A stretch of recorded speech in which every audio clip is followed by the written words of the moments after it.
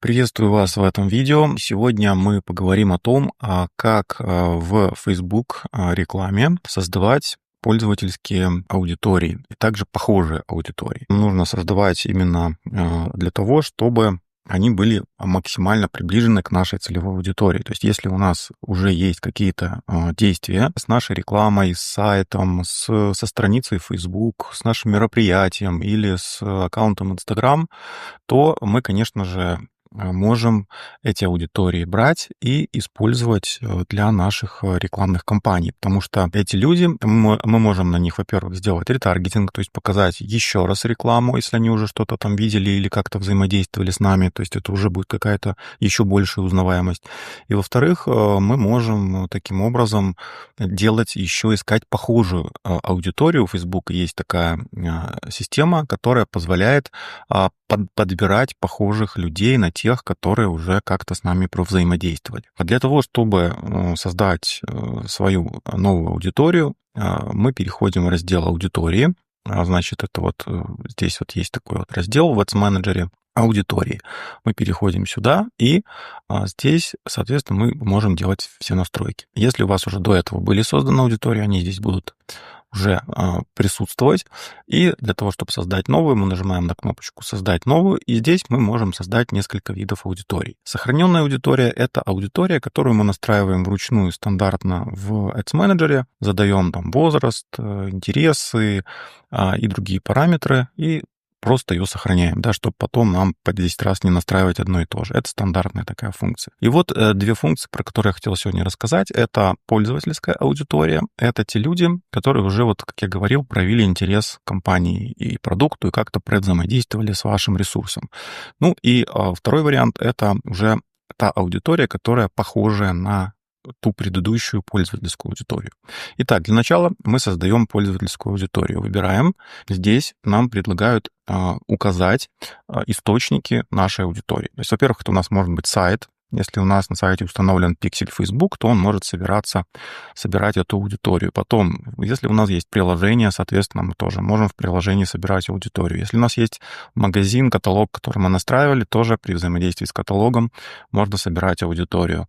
Дальше список клиентов. Например, у вас есть телефоны, почта клиентов, которые с вами взаимодействовали, помимо рекламы, да, и вы можете сюда их загрузить в виде файла Excel и, соответственно, создать здесь аудиторию. Действия офлайн, да, соответственно, то же самое. Опять же, телефоны, какие-то другие офлайн-каналы, там можно тоже загружать. Дальше, источник, метод, то, что мы будем использовать, да, это, например, какие-то видео, если мы запускали в рекламе, и люди взаимодействовали, там, просматривали какую-то часть этих видео, то мы можем, соответственно, этих людей брать и на них таргетироваться. Форма для лидов, то есть если у нас есть реклама, форма для лидов, и люди оставляли какие-то заявки, лиды, то, соответственно, мы также можем с ними работать. Instant Experience — это специальный такой формат креативов, который мы тоже создаем. Если с ними взаимодействовали, то тоже можем это делать. Покупки, если у нас покупали, да, соответственно, тоже там в Facebook или в Instagram. Дальше посещали каким-то образом наш аккаунт, либо взаимодействовали с ним, с аккаунтом Instagram, также взаимодействовали с нашими мероприятиями или с нашей бизнес-страницей, или с какими-то объявлениями на Facebook. В данном случае я хочу показать, у меня реальный такой кейс. Я вот сейчас настраиваю для клиента две аудитории.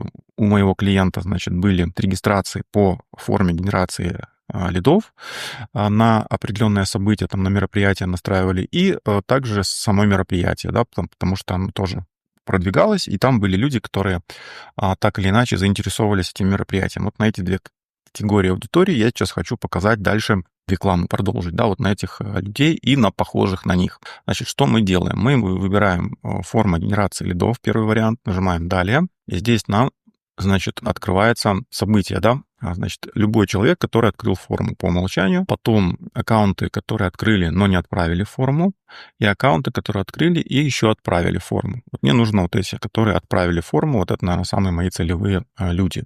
Ну, я, естественно, выбираю страницу, которая подходит мне, значит, все, я ее тоже выбрал.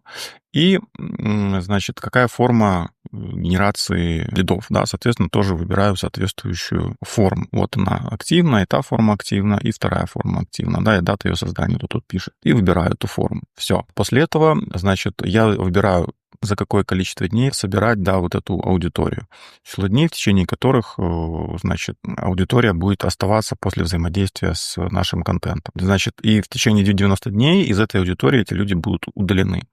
Значит, соответственно, мы здесь указываем. Ну, можем поставить побольше, конечно, можем поставить вот, не больше 90, все, вот 90 дней максимум. А дальше можем еще больше там добавить людей, то есть, например, еще какие-то события, например, еще те, которые просто открыли форму и так далее. Ну, мы не будем еще больше добавлять. Все, здесь я пишу аудиторию, значит, лид форма. Лид форма, так, Экхольм. Ну, так, для себя. Это чисто для себя, чтобы я был. И какое-то описание здесь можно тоже указывать. Нажимаю «Создать аудиторию». И вот через какое-то время эта аудитория уже начнет создаваться. Сейчас я закрою это окошечко. Вот видите, вот она у меня вверху появилась. И вот идет заполнение этой аудитории. Но ее уже можно использовать в нашей рекламной кампании. Теперь я хочу создать аудиторию. Давайте еще одну создадим, значит, пользовательскую аудиторию, которая, например, использует мероприятие, то есть с нашего мероприятия. Значит, идем далее. У нас вот было мероприятие, соответственно, я ставлю люди, ответившие «пойду» или «интересуют». Вот эти все нас интересуют. Опять же, наша страница мероприятия, да, от нее какое было. Само мероприятие мы выбираем, вот здесь мы его настраиваем, от нашей страницы было одно мероприятие. Ну, соответственно, удержание аудитории, все по максимуму здесь мы выставляем. Здесь пишем мероприятие, Экхольм тоже. Все. И также нажимаем «Создать аудиторию». И вот у нас создается вторая аудитория. Вот у нас две аудитории. Видите, я создал лид-форма и мероприятие. Сейчас эта аудитория заполнится каким-то количеством людей. Там может быть несколько сотен будет людей, может несколько тысяч, там по-разному, в зависимости от вашей реальной компании. Но этого, конечно, недостаточно. Это небольшая аудитория, поэтому, чтобы ее расширить, есть такая функция, как похожая аудитория. Теперь давайте вот на основании этой аудитории мы выбираем лид-форму и коль, мы создадим похожую аудиторию. Мы здесь нажимаем «Создать аудиторию», нажимаем «Похожая аудитория». И здесь вот выбираем наш вот этот лид-форму, да, вот мы сейчас листаем, вот мероприятие и лид-форма, мы ее выбираем, вот наш этот источник, страна Литва в данном случае. Страну, как правило, нужно одну выбирать, по-другому он не примет. Нажимаем Литва. И здесь вот как раз-таки нам нужно указать количество похожих аудиторий, да, то есть именно размер ее, то есть какой процент похожести у нас будет в этой нашей аудитории. Ну, в среднем я рекомендую где-то от 1 до 2%. Давайте вот возьмем 2%, в принципе, будет нормально. 44 тысячи человек, предполагаемое, да, количество. И нажимаем «Создать аудиторию». От 1 до 2% это более-менее так лояльно. Вот мы создали похожую аудиторию, она тоже сейчас будет наполняться. И точно так же давайте мы с похожей аудиторией создадим из нашего источника мероприятия, да, соответственно. Вот мероприятие. Выбираем точно так же, ну, где-то 2% тоже я возьму. И Литву тоже, Литва, страна, выберу.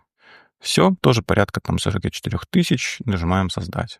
Все, вот таким вот образом мы создали наши похожие аудитории. Как теперь эту аудиторию использовать? Мы переходим теперь к нам в компании, значит, и здесь мы выбираем, значит, нашу рекламную кампанию.